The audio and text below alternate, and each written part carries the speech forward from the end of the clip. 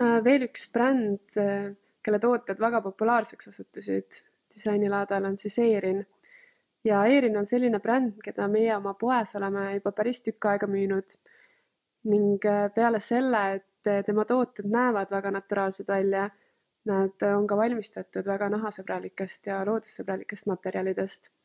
Et üldiselt armastab Erin kasutada bambusviskoosi ja orgaanilist puuvilla. Ja täpselt nendest materjalidest on ka tehtud need beebimütsid siin. Et mütse oli meil päris palju kaasas ning valikut oli, aga kõige rohkem osteti siiski neid Erini karumütse.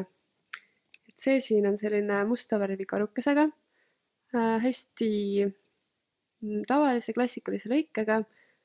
Võin öelda, et näpu vahel on ta väga pehme ja mõnus ning neid mütsisid on meil poes väga erinevaid suurusi.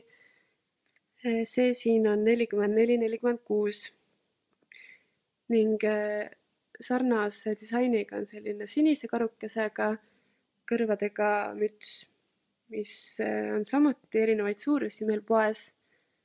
Käesolev suurus on siis 40-42 sentimeetrit ning see müts on sellepärast hea, et tal on siin lõua all on väike krõps, millega saab ta siis mõnusalt kinni panna niimoodi, et ta tuulega lapse peast ära ei lenda.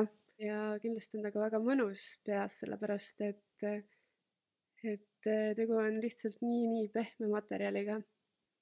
Võib-olla on siit näha ka lähedalt on selline hästi mõnus pehme, selline udemeline see materjali või selle toote sisepind.